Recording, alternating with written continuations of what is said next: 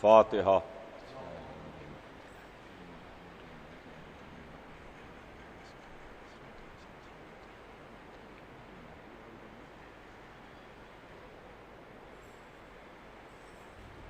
اعوذ باللہ السمیع العلیم من الشیطان اللعین الرجیم، بسم اللہ الرحمن الرحیم، الحمد للہ رب العالمین، والصلاة والسلام علی سیدنا و نبینا و شفیعنا بالقاسم محمد وآلہ الطیبین الطاہرین المعصومین، ولعنۃ اللہ علی اعدائہم اجمعین من یومنا ھذا الی یوم الدین۔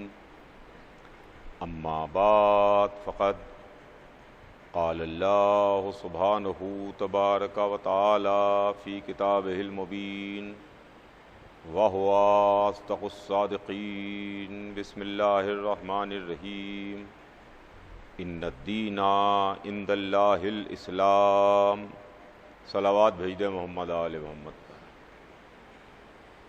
خداوند عالم قرآن مجید میں ارشاد فرماتا ہے کہ یقیناً دین اللہ کے نزدیک اسلام ہے۔ اسلام ایک مذہب ہے، اسلام ایک دین ہے، اسلام ایک الہی پیغام ہے، اسلام ایک دستور ہے، اسلام ایک الہی کانسٹیٹیوشن ہے جس کو اللہ نے انسانوں کی ہدایت اور انسانوں کی رہبری کے واسطے بھیجا کہ اس کو مان کے انسان اس راستے پر چل سکے جو راستہ اللہ کا پسندیدہ راستہ ہے۔ اس کو مان کے انسان سیدھے راستے پر چلے تاکہ دنیا میں بھی ایک عزت دار زندگی گزارے، اور اس کے بعد جب اس کو موت آئے تو موت ہمیشہ ہمیشہ کی زندگی میں بدل کے آئے اور وہ سیدھا جنت کی طرف جائے۔ عزیزان گرامی، اسلام ایک دستور ہے، اسلام ایک قانون ہے، اسلام ایک الہی پیغام ہے، اسلام ایک دین ہے، اسلام ایک مذہب ہے۔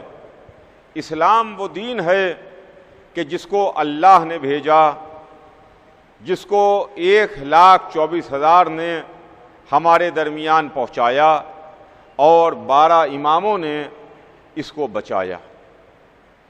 ایک پورا سلسلہ ہے، ایک پورا یہاں سے وہاں تک نظام ہے، اس لیے کہ اس کو سمجھنے کے واسطے بہت زیادہ اس بات کی ضرورت ہے کہ اس کو ہم غور سے دیکھیں اور غور سے سمجھیں۔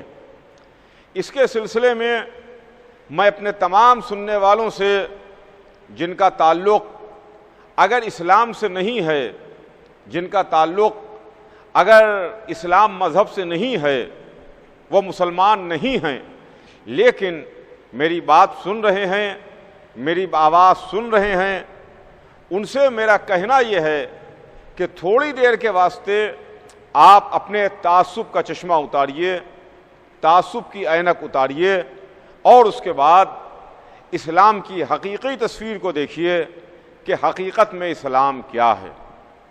اس واسطے کہ اسلام جو آج دین ہمارے پاس موجود ہے، جو شریعت محمدی ہمارے پاس موجود ہے، یہ شریعت محمدی یہ 1400 برس پرانی ہے۔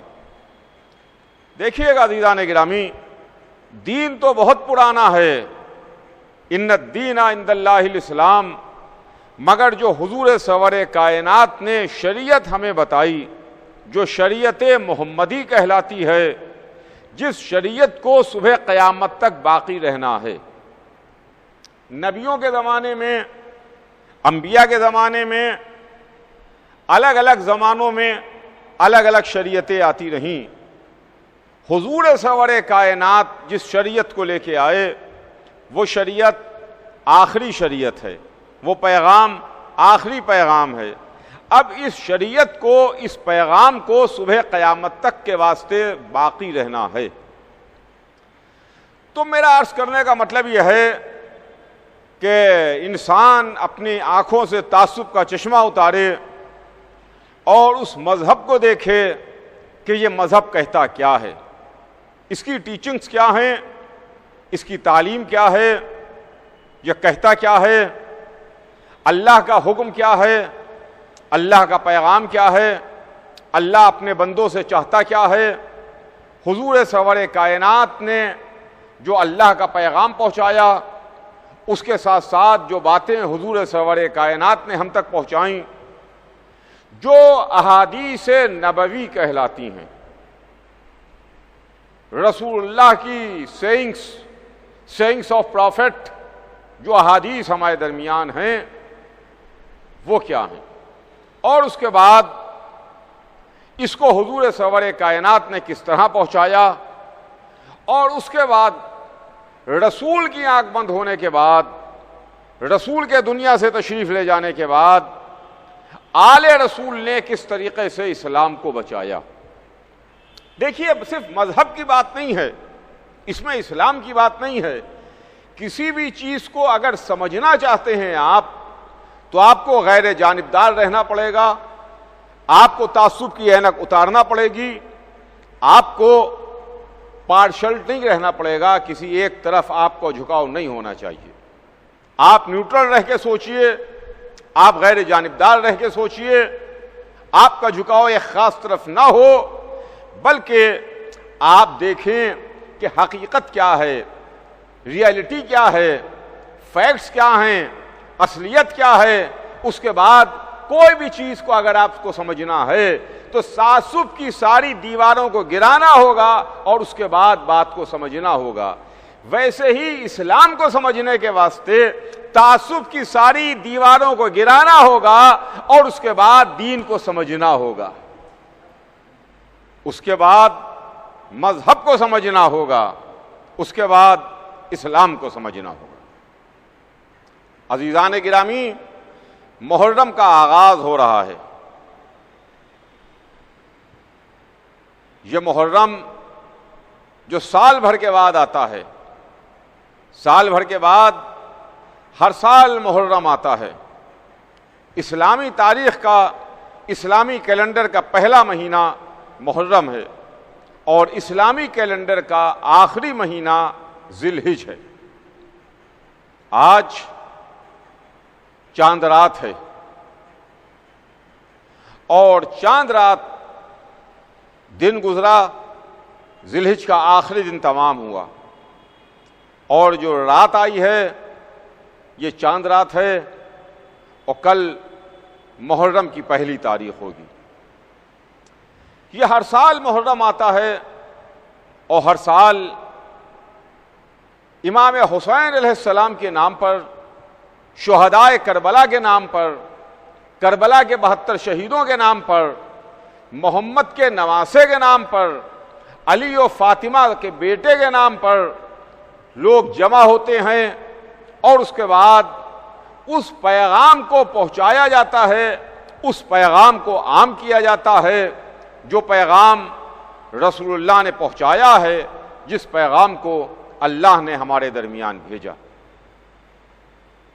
عزیزان گرامی، اپنی بات کو شروع کرنے سے پہلے میں آپ کی خدمت میں عرض کروں کہ جیسا ماحول ہے، جیسا زمانہ ہے، جیسے حالات ہیں، وہ سب آپ حضرات کے سامنے ہیں۔ اس وقت ہمارا ہندوستان ہی نہیں بلکہ پوری دنیا میں اس وقت عجیب و غریب کیفیت ہے، خوف کا عالم ہے، دہشت کا عالم ہے، ڈر کی کیفیت ہے، اس لیے کہ ایک بیماری نے انسانوں کو اپنی گرفت میں لے لیا ہے۔ ایک بیماری نے انسانوں کو اپنی گرفت میں لے لیا، انسان اس بیماری کا شکار ہو رہے ہیں۔ اس بیماری سے بچنے کے واسطے چونکہ ابھی ہمارے پاس کوئی ویکسین نہیں ہے، چونکہ ابھی ہمارے پاس کوئی دوا نہیں ہے، چونکہ ہمارے پاس اس بیماری کا کوئی علاج نہیں ہے، لہذا علاج یہی ہے، ویکسین یہی ہے، فی الحال دوا یہی ہے کہ ہم ایک دوسرے سے فاصلہ بنائے رکھیں، ہم ایک دوسرے سے دوری بنائے رکھیں، ہم ایک دوسرے کے قریب نہ آئیں، تاکہ ایک سے بیماری دوسرے کو نہ پھیلنے پائے، ہم سے آپ کو نہ لگے، آپ سے ان کو نہ لگے، ان سے ان کو نہ لگے۔ یہ معاملہ ہے جس کے لیے وضاحت کرنے کی ضرورت نہیں ہے، اتنے دنوں میں ایک بچہ بھی اس بیماری سے واقف ہو گیا ہے۔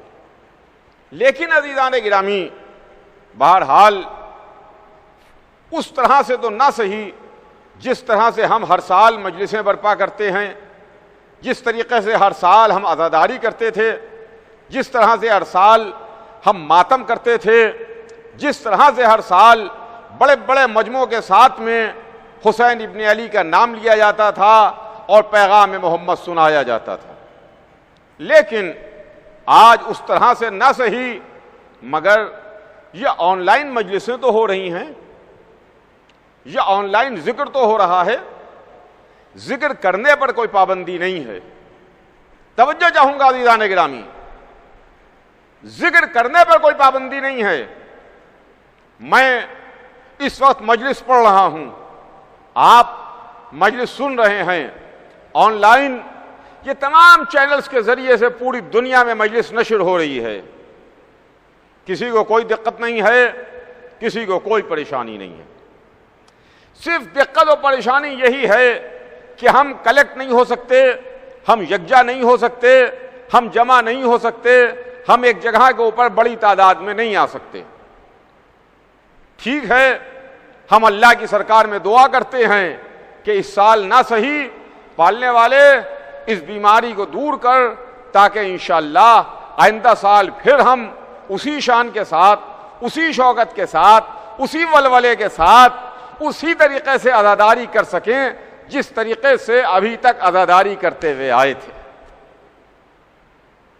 تو عزیزان گرامی، بہرحال یہ عزاداری ہے، یہ آن لائن مجلسیں ہیں، ان مجلسوں پر کوئی پابندی نہیں ہے۔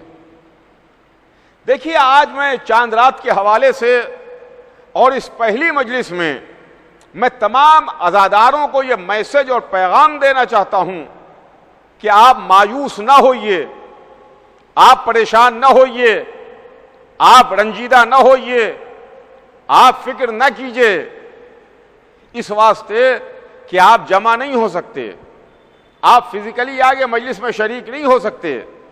مسجد میں، امام باڑوں میں، عاشور خانوں میں، ادا خانوں میں آپ فزیکلی جمع ہو کر کے جیسے ہمیشہ مجلس میں شرکت کرتے تھے اس طرح تو شرکت نہیں کر پا رہے ہیں، لیکن ٹھیک ہے، آج آپ مسجد کے صف پر نہیں آ سکتے، آج آپ حسینیہ ادا خانے کی صف پر نہیں آ سکتے، جمع ہو سکتے، لیکن اپنے گھر میں تو ادا خانے میں سج سکتے ہیں، اپنے گھر پر تو آپ صف ادا بچھا سکتے ہیں، اپنے گھر پر بیٹھ کے تو آپ ذکر حسین کر سکتے ہیں، اپنے گھر پر تو آپ شرکت کر سکتے ہیں۔ اگر آپ مسجد میں نہیں آ سکتے، پابندی ہے، تو آپ صف ادا اپنے گھر میں بچھائیے، اس لیے کہ وہ بی بی جہاں صف ادا بچھتی ہے وہاں تشریف لاتی ہیں، وہ خاتون جنت، وہ حسین کی ماں جہاں صف ادا بچھے گی وہاں تشریف لے آئیں گی، لہذا اپنے گھر میں آپ صف ادا بچھا لیجئے۔ کائنات کی شہزادی، محمد کی بیٹی، حسین کی والدہ تشریف لے آئیں گی، اس کے واسطے صف ادا بچھانے کی ضرورت ہے۔ صف ادا بچھائیے، شہزادی تشریف لے آئیں گی، چوتھے امام تشریف لے آئیں گے، ارواح انبیاء تشریف لے آئیں گی۔ تو عزیزان گرامی، ہمارے ذکر کرنے پر کوئی پابندی نہیں ہے، ہمارے مجلس و ماتم کرنے پر گھر میں کوئی پابندی نہیں ہے، لیکن یاد کیجئے اس دور کو، جو دور بنی امیہ کا دور تھا، جو دور بنی عباس کا دور تھا، جو دور ترک و تاتار کا دور تھا، جو دور مغل سلاطین کا دور تھا۔ یاد کیجئے اس دور کو جہاں باپ بیٹے سے اپنا عقیدہ چھپا رہا تھا، بیٹا باپ سے اپنا ایمان چھپا رہا تھا، بھائی بھائی سے، عزیز عزیز سے، رشتہ دار رشتہ دار سے ایک دوسرے سے اپنا ایمان اور عقیدہ چھپا رہے تھے۔ کیسے کیسے دور گزرے۔ اس 1400 برس میں تاریخ کے آئینے میں ہم نے کیا نہیں دیکھا۔ توجہ چاہوں گا عزیزان گرامی، اس 1400 برس میں تاریخ کے آئینے میں ہم نے کیا نہیں دیکھا کہ جہاں کیسے کیسے دور گزرے، کیسے کیسے زمانے گزرے، جہاں نام علی لینے پر پابندی تھی، نام حسین لینے پر پابندی تھی۔ اگر پتہ چل جائے کہ یہ علی کا شیعہ ہے، اگر پتہ چل جائے کہ یہ حسین کو دوست رکھتا ہے، اگر پتہ چل جائے کہ یہ اہل بیت کا چاہنے والا ہے، تو اس کے واسطے سزا یہ تھی کہ اس کو سولی دے دو، اس کو قتل کر دو، اس کو پھانسی پہ لٹکا دو۔ یہ سزا اس کے واسطے تھی۔ جہاں مجلس نہیں ہو سکتی تھی، جہاں کھل کے عزاداری نہیں ہو سکتی تھی، اور پھر کیسے کیسے زمانے گزرے جہاں زیارت امام حسین علیہ السلام کو جانے کے واسطے 2 لوگ زیارت کے واسطے نکلے کہ ہم حرم امام حسین علیہ السلام میں جائیں گے اور امام حسین علیہ السلام کی قبر مبارک کی زیارت کریں گے۔ اس میں شرط یہ ہے کہ 2 لوگ ساتھ میں گئے ہیں، ایک کو ٹیکس دینا، دوسرا زیارت کرنے کے واسطے جائے گا۔ ٹیکس بھی کیسا؟ جان کا ٹیکس۔ اس کی گردن کٹے گی، ایک گردن کٹوائے گا، دوسرا زیارت کرنے کے واسطے جائے گا۔ ایک اپنے ہاتھ پیر کٹوائے گا، دوسرا زیارت کرنے کے واسطے جائے گا۔ ایک سولی پر چڑھے گا، دوسرا زیارت قبر حسین کرنے کے واسطے جائے گا۔ ہمارا سلام ہو ان محبان اہل بیت پر، ہمارا سلام ہو ان اہل بیت کے چاہنے والوں پر، ہمارا سلام ہو ان زائروں پر، ہمارا سلام ہو ان عزاداروں پر جنہوں نے اپنی جانیں دے کر کے، اپنی قربانیاں دے کر کے، اپنے کو راہ امام حسین میں قربان کر کے عزاداری کو بچایا بھی ہے، ہم تک پہنچایا بھی ہے۔ یہ ہے عزیزان گرامی، عزاداری بچی بھی ہے اور عزاداری ہم تک پہنچی بھی ہے۔ مگر ہم نے زمانے میں دیکھ لیا بنی امیہ جنہوں نے ظلم کی انتہا نہ کی، ختم کر دی، بنی عباس جنہوں نے مظالم ڈھانے میں کوئی کسر باقی نہ رکھی، ترک و تاتار، مغل سلاطین، کیسے کیسے ظالم بادشاہ گزرے جنہوں نے ظلم ڈھائے۔ مگر یہ ظلم کا جو پودا لگایا تھا یہ بہت دن تک کے ہرا نہیں رہتا، اس کے اندر پھل نہیں آتے، کچھ دن کے بعد یہ سوکھ جاتا ہے۔ ویسے ہی بنی امیہ کا تخت الٹ گیا، بنی عباس کا تاج تختوں پیروں میں آ گیا، ترک و تاتار کی حکومتیں پلٹ گئیں، مغل سلاطین کا زوال ہو گیا۔ کل بھی یا حسین ہو رہا تھا، آج بھی یا حسین ہو رہا ہے۔ کل بھی حسین حسین ہو رہا تھا، آج بھی حسین حسین ہو رہا ہے۔ کل بھی ان کا نام باقی تھا، آج بھی ان کا نام باقی ہے، اور انشاءاللہ یہ نام صبح قیامت تک باقی رہے گا۔ تو عزیزان گرامی، ایک بیماری ہے، ایک وبا ہے جس کا ابھی تک کوئی علاج دریافت نہیں ہوا ہے۔ تو دیکھیے، جب کوئی بیماری آئے، کوئی وبا آئے اور اس کا علاج نہ دریافت ہو، تب تو بڑی پریشانی ہوتی ہے، تب تو بڑی مشکل ہوتی ہے. ہر انسان پریشان ہے، عالم ہو یا جاہل، غریب ہو یا امیر، کالا ہو یا گورا، مذہب کوئی ہو، عقیدہ کوئی ہو، زبان کوئی ہو، علاقہ کوئی ہو، تمیز تہذیب تمدن کوئی ہو، مگر ہر انسان گرفتار ہے، ہر انسان پریشان ہے، ہر انسان فکر مند ہے، اس لیے کہ ابھی دوا ایجاد نہیں ہوئی ہے. ہاں بہت سے ایسے امراض ہیں کہ جو پہلے کبھی آئے تھے، جنہوں نے ہزاروں انسانوں کی جانیں لے لیں، مگر جب ان کی دوا ایجاد ہو گئی، جب ان کی ویکسین آ گئی، جب ان کا علاج دریافت ہو گیا، تو اب کوئی اس سے خطرہ نہیں ہے. اگر بیماری ہے تو بیماری سے مقابلہ کرنے کے واسطے ہمارے پاس دوا بھی ہے، اگر بیماری ہے تو ویکسین بھی ہے ہمارے پاس. سنتے ہیں کہ ایک زمانے میں پلیگ نام کی بیماری چلی، جس نے لاکھوں انسانوں کو اپنی گرفت میں لے لیا اور لاکھوں انسان لقمہ اجل بن گئے. اس کے علاوہ اور بھی بڑے بڑے امراض تھے کہ جس میں ہزاروں لاکھوں انسان ختم ہوئے. بخار چلے جس میں لاکھوں لوگ ختم ہو گئے.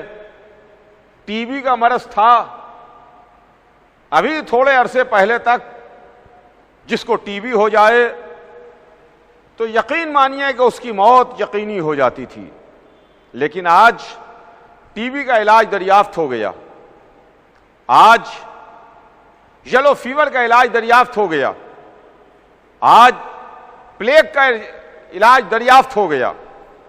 لہذا یہ بیماریاں بھی نہیں ہیں. ٹی بی اگر ہے تو اس کا علاج بھی ہے، کوئی ڈرنے کی ضرورت نہیں ہے. پریشانی وہاں پر ہے جہاں پر مرض ہو علاج نہ ہو. توجہ چاہوں گا عزیزان گرامی، جہاں پر مرض ہو مرض کا علاج نہ ہو، پریشانی وہاں پر آتی ہے. بس یہیں پر آپ مذہب کو سمجھیے، یہیں پر اسلام کو سمجھیے، یہیں پر دین کو سمجھیے کہ مرض ہے، مرض کا علاج نہ ہو تو پریشانی ہے. اسلام وہ مذہب ہے، اسلام وہ مذہب ہے کہ جو روحانیت کے مریض کا علاج کرنے کے واسطے آیا ہے. یہ روحانی علاج کرنے کے واسطے آیا ہے، اس لیے کہ مرض موجود ہے. آپ کہیے گا کہ مرض کیا ہے؟ مرض موجود ہے. مرض وہی ہے کہ جو جنت سے یہ کہہ کے نکلا تھا کہ میں سب کو بہکاؤں گا تیرے خاص بندوں کو چھوڑ کے. لہذا پریشانی تو تب ہوتی جب مرض ہوتا، مرض کا علاج نہ ہوتا. اسلام جیسا مذہب موجود ہے، اسلام جیسی دوا موجود ہے، مذہب جیسا علاج موجود ہے. اگر تمہارے پاس بیماری ہے تو اسلام کے دامن میں آ جاؤ، اسلام کی پناہ میں آ جاؤ، مذہب کے سائے میں آ جاؤ. کفر کی بیماری بھی دور ہو جائے گی، نفاق کی دیواری بھی دور ہو جائے گی، شرک کی بیماری بھی دور ہو جائے گی، تمام نجاستیں بھی دور ہو جائیں گی. شرط یہ ہے کہ اسلام کی خالص اوریجنل دوا پینا ہے، آپ کو اصلی دوا پینا ہے. ورنہ اصلی کے ساتھ ساتھ بازار میں نقلی دوائیں بھی ہوتی ہیں، نقلی دوائیں بھی ہیں. اصلی دوا چاہیے ہے تو آل محمد کے در سے ملے گی، نقلی دوا چاہیے ہے تو ادھر ادھر بھٹکنے سے مل جائے گی. تو عزیزان گرامی، یہ دین ہے، یہ مذہب ہے، یہ اسلام ہے جس کو اللہ نے ہمارے درمیان بھیجا. اور ہمارے درمیان یہ مذہب ہدایت کے واسطے آیا، ہمارے درمیان یہ مذہب ہماری رہبری کے واسطے آیا. لیکن توجہ چاہوں گا کہ یہ مذہب اس کو اللہ لے کے نہیں آیا، اللہ نے وسیلہ چنا انبیاء کو، انبیاء کے ذریعے سے یہ پیغام ہمارے درمیان آیا، انبیاء کے ذریعے سے یہ دین ہمارے درمیان آیا۔ عزیزان گرامی، انشاءاللہ ان مجالس میں، اس عشرے میں میں آپ کی خدمت میں کوشش کروں گا کہ تاریخ ہدایت کے سلسلے میں کچھ عرض کروں۔ میرا مضمون، میرا عنوان تاریخ ہدایت ہوگا۔ کل سے انشاءاللہ باقاعدہ اس سلسلے میں بات آگے بڑھے گی، لیکن آج تھوڑی دیر تمہیدی گفتگو آپ کے سامنے ہو جائے تاکہ کل سے باقاعدہ عنوان کے سلسلے میں آپ سے بحث ہو اور عنوان کے سلسلے میں آپ کے سامنے گفتگو ہو۔ آج صرف تمہید ہے، کل سے انشاءاللہ عنوان رہے گا۔ سلسلہ ہدایت، ہدایت کا سلسلہ۔ اللہ نے 1,24,000 ہادی بھیجے، اللہ نے 1,24,000 رہبر بھیجے، اللہ نے 1,24,000 انسانوں کو نجات دینے والے اپنے خاص بندے بھیجے، جن کے ذریعے سے انسانوں کی ہدایت ہو سکے، جن کے ذریعے سے انسانوں کی نجات ہو سکے، جن کے ذریعے سے انسانوں کی رہبری ہو سکے۔ 1,24,000، یہ 1,24,000 ہادی ہیں، 1,24,000 رہبر ہیں، 1,24,000 اللہ کے منتخب بندے ہیں۔ یہ 1,24,000 وہ ہیں کہ جن کا انتخاب اللہ نے کیا، جن کو اللہ نے منتخب کر کے بھیجا۔ ہمارے پاس کوئی بنانے کا کام نہیں ہے، ہمارے پاس نہ کارخانہ ہے، نہ فیکٹری ہے، نہ کوئی ڈھالنے کی مشین ہے جہاں ڈھل جائے۔ ہم تو صرف ماننے والے بندے ہیں، حکم ادھر سے آتا ہے، بن کے ادھر سے آتا ہے، منتخب ادھر سے ہو کے آتا ہے۔ ہمارا کام صرف ماننا ہی ماننا ہے، ہمارا کام صرف ایکسپٹ کرنا ہے۔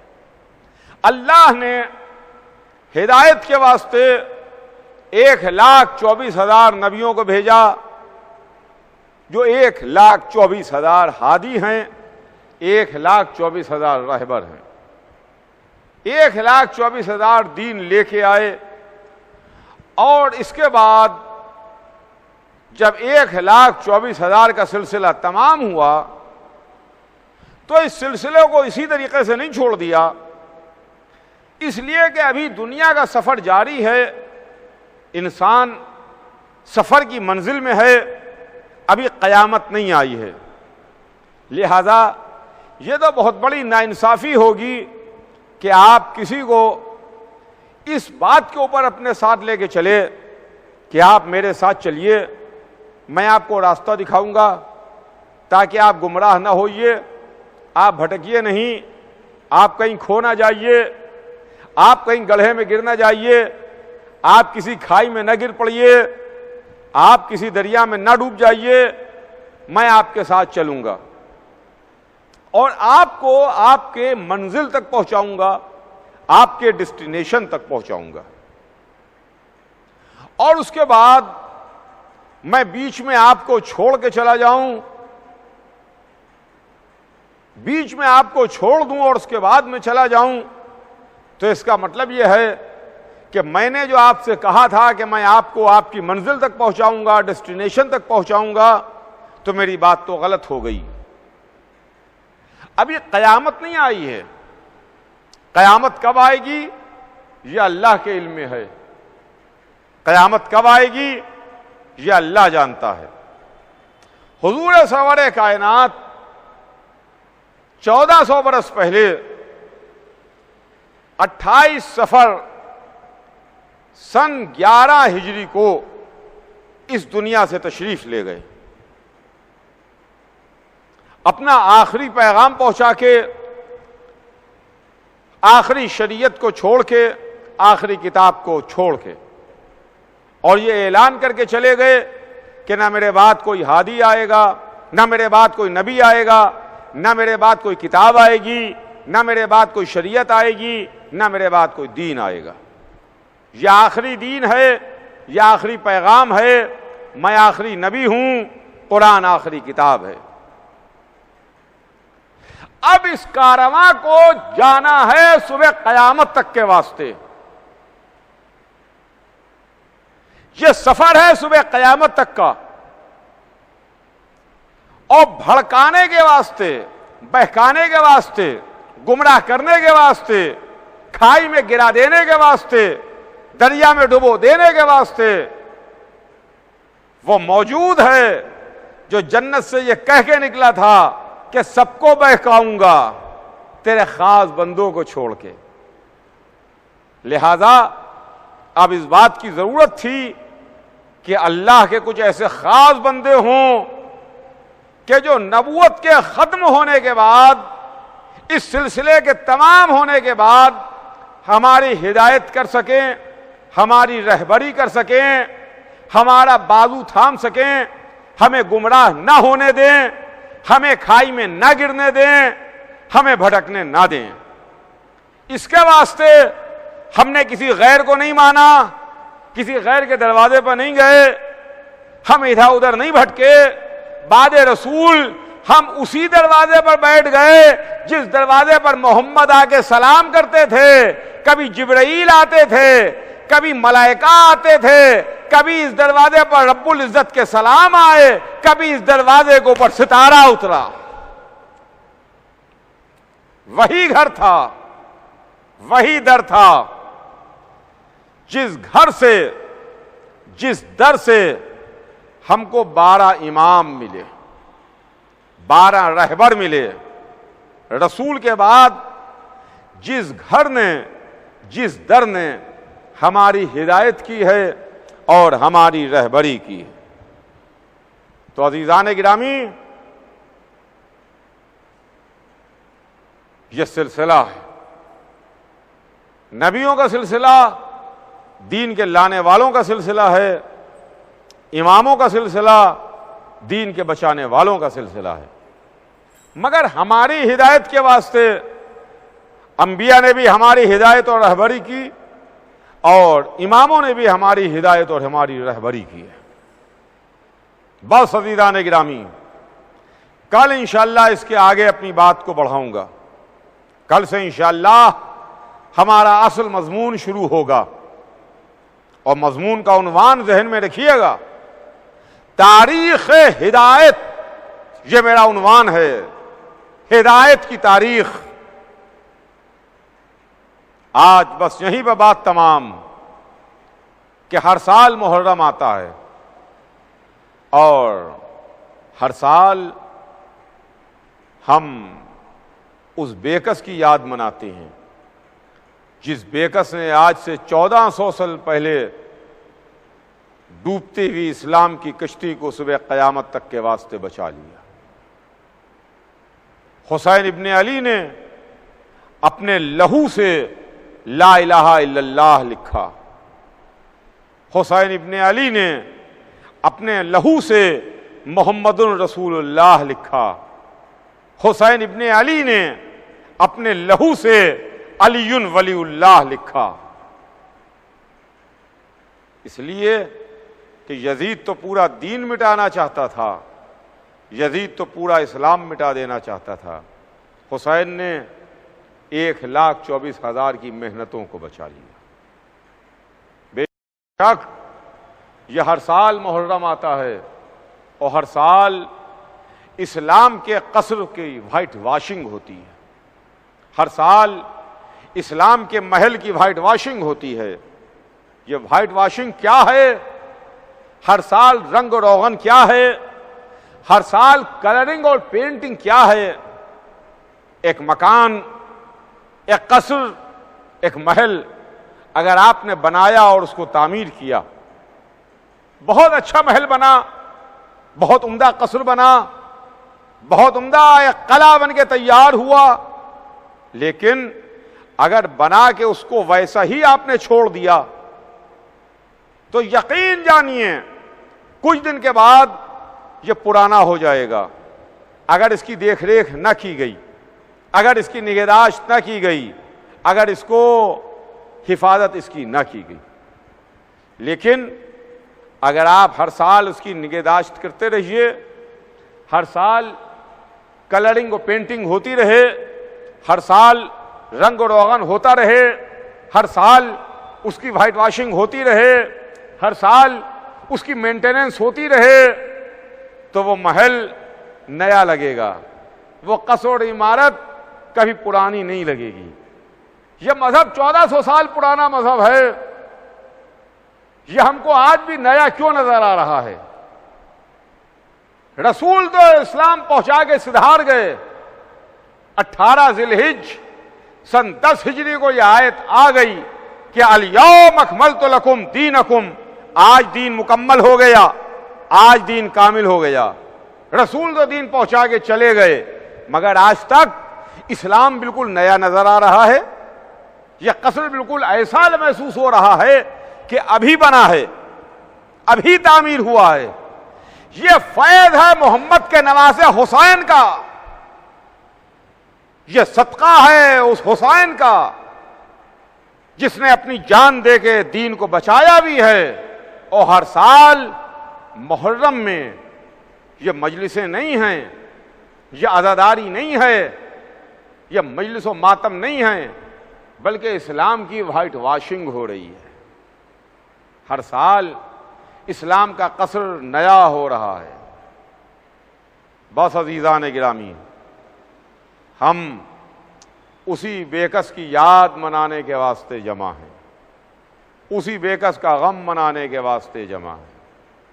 وہ حسین جو 28 رجب کو مدینے سے چلے تھے، نانا کی قبر پر جا کے گریہ کیا، نانا کو سلام کیا، بھائی کی قبر پہ پہنچے، بھائی کو الوداع کہا، اور اس کے بعد ماں کے مزار پر آئے، ماں کے مزار سے رخصت ہوئے، ماں کو الوداع کہا، ماں کو آخری بار سلام کیا، اور ماں سے کہا ماں یہ حسین جا رہا ہے، حسین رخصت ہو رہا ہے۔ حسین مدینے سے چلے، سرزمین مکہ پر آ کے ٹھہرے، اس لیے کہ مکہ امن کی جگہ ہے، مکے میں کوئی خطرہ نہیں ہے، مکے میں قتل و خون حرام ہے۔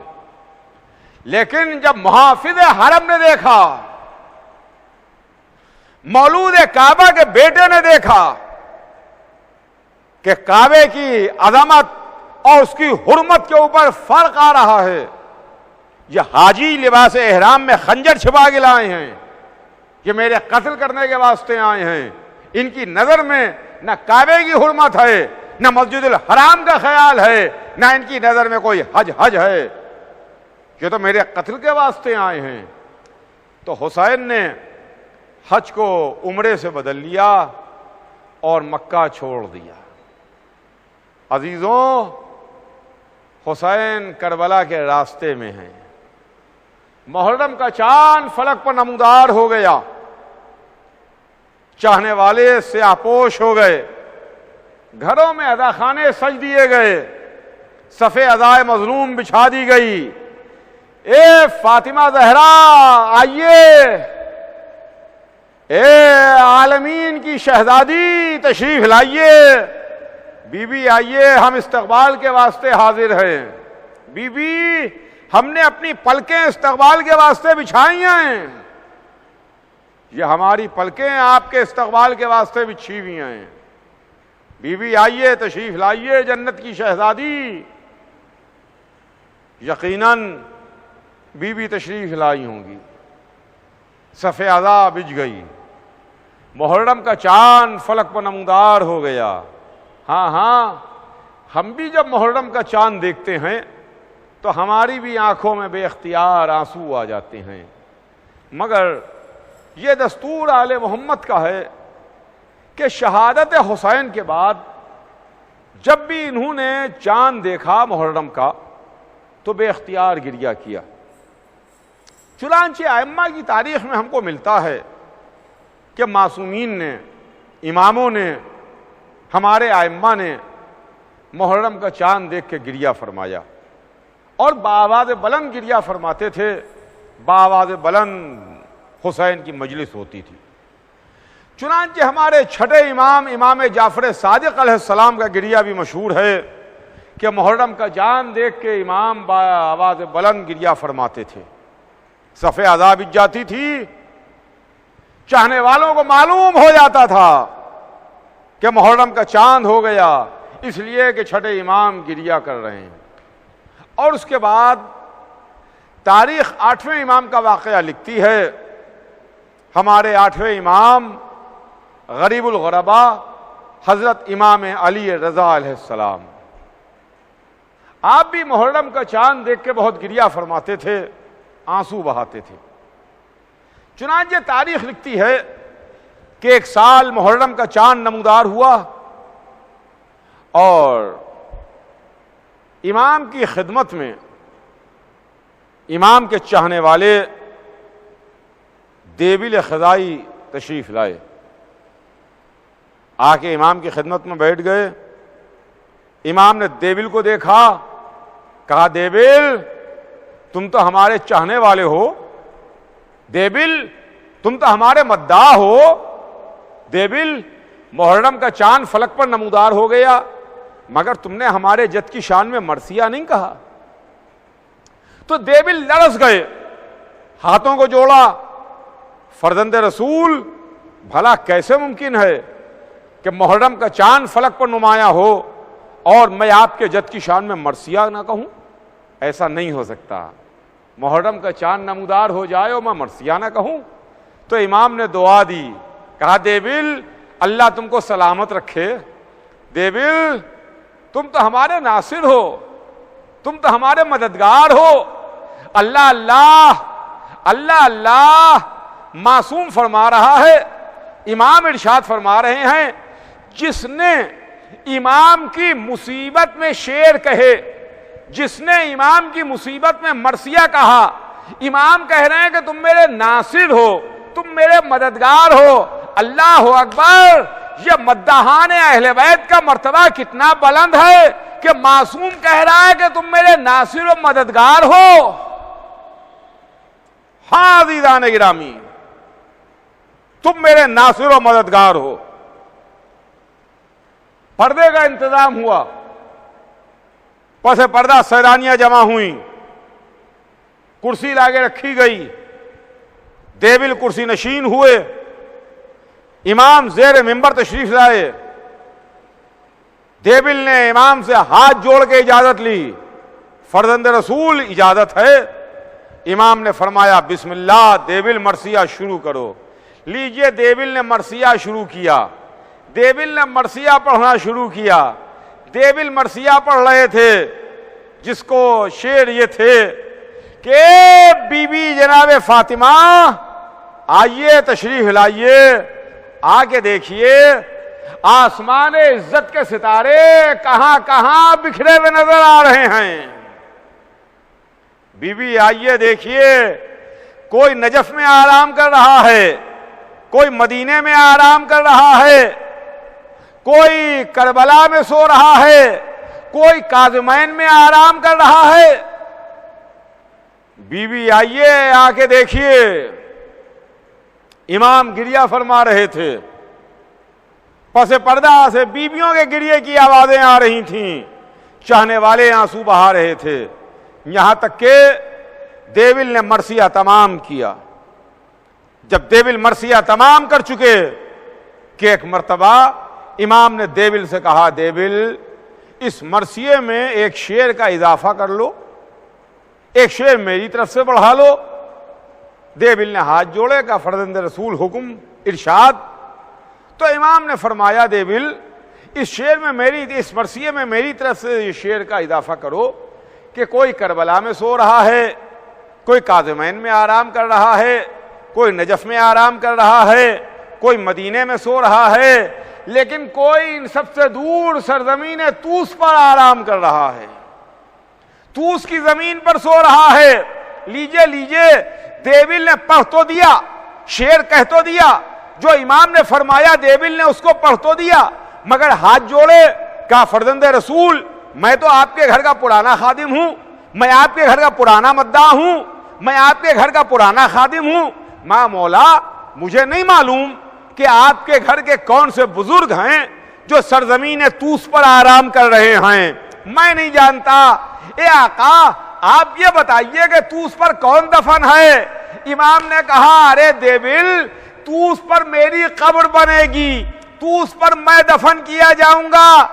غضب یہ ہوا کہ دیول نے اس شعر کو دوبارہ پڑھ دیا، پردہ الٹ کے کنیز نکلی، اے دیول اب نہ پڑھنا۔ امام رضا کی بہن کو غش آ گیا۔ میں کہوں گا امام رضا کی بہن اپنے بھائی کی مصیبت کا ایک شعر نہ سن سکی۔ ہائے کربلا میں زینب کیا کرے، اس کے سامنے پورا گھر لٹ رہا تھا، بھائی ذبح ہو رہا تھا، زینب تڑپ رہی تھی۔ واہ حسینہ واہ مظلومہ کی صدائیں بلند۔